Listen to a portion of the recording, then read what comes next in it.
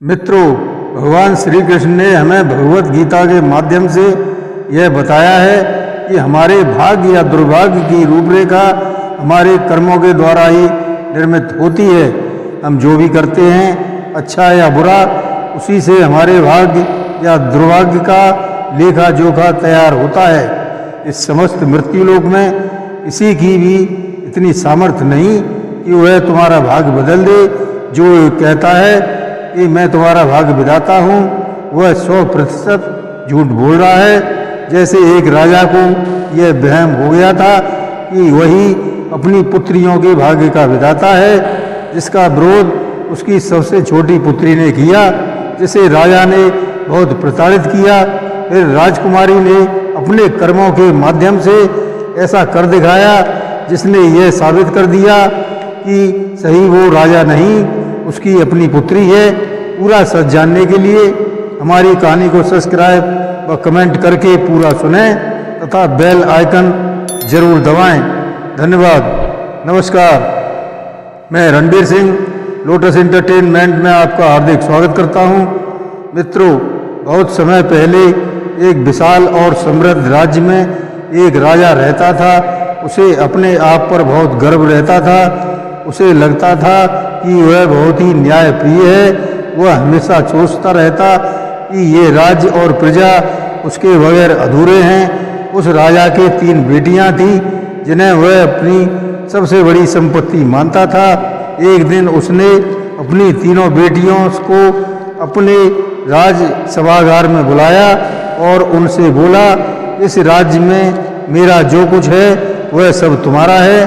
तुम्हें आज तक जो भी प्राप्त हुआ है उस सब का कारण मैं हूँ। मैं ही तुम्हारा भाग्य विधाता हूँ। उस राजा की बातें सुनकर दोनों बड़ी बेटियों ने सर झुका लिया, लेकिन उसकी तीसरी बेटी, जो इन दोनों से अलग थी, उसने धीमे से शांत स्वर में कहा, नहीं पिताजी, मुझे नहीं लगता कि आप मेरे भाग्य विधाता हैं।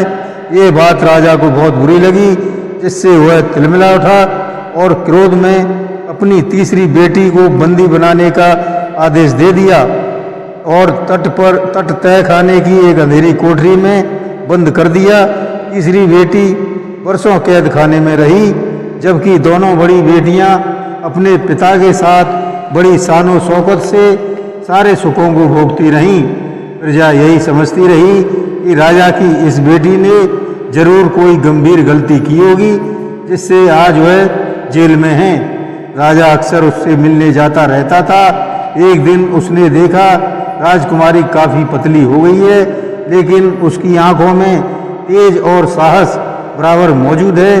तब राजा ने कहा, तुम्हारी जिद मुझे और गुस्सा दिला रही है। मैं तुम्हें मौत की सजा भी दे सकता हूँ, लेकिन मैं बहुत दयालु हूँ, इसलिए मैंने फैसला किया है कि मैं तुम्हें उस जंगल में भेज दूँ जहाँ और कैदियों को भेजा गया है।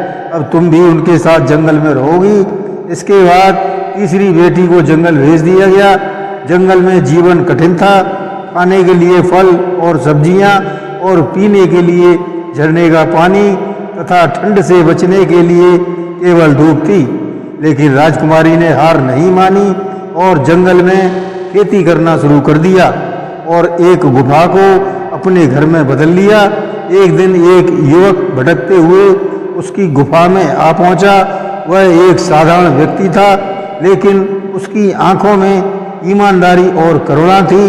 उन्होंने एक दूसरे का साथ दिया और जंगल में और भी जो लोग रहते थे, वे लोग उन्हीं के साथ हो लिए जो राजा की नीतियों के खिलाफ थे। उन दोनों ने सब लोगों को साथ लेकर उस जंगल को एक शहर में बदल दिया। धीरे धीरे वहाँ विकास हुआ। अब वहाँ एक सुंदर नगर बन गया था। अब राजा की तीसरी बेटी और वह युवक उस नगर के राजा और रानी बन गए और उनकी ख्याति दूर दूर तक फैल गई। जब ये खबर राजा तक पहुंची तो वह हैरान रह गया। फिर एक दिन उसने जंगल का दौरा किया, जहां उसने अपनी बेटी को देखा, जिसे उसने निकाल दिया था। अब राजा ने अपनी इस योग्य पुत्री का बड़ी गर्मजोशी से स्वागत किया। महल में चारों तरफ यह बात गूंजने लगी, हर इंसान अपना भाग्य स्वयं बनाता है। कोई किसी का भाग्य नहीं बदल सकता। राजा को अपने किए पर पछतावा हुआ। उसने अपनी तीनों बेटियों को यह कहकर आज़ाद कर दिया कि कोई इंसान किसी का भाग्य नहीं बना सकता।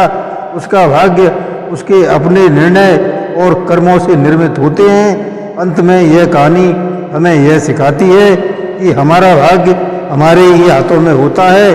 अच्छे कर्मों और दृढ़ संकल्प से हम किसी भी मुश्किल को पार कर सकते हैं। जय श्री कृष्ण।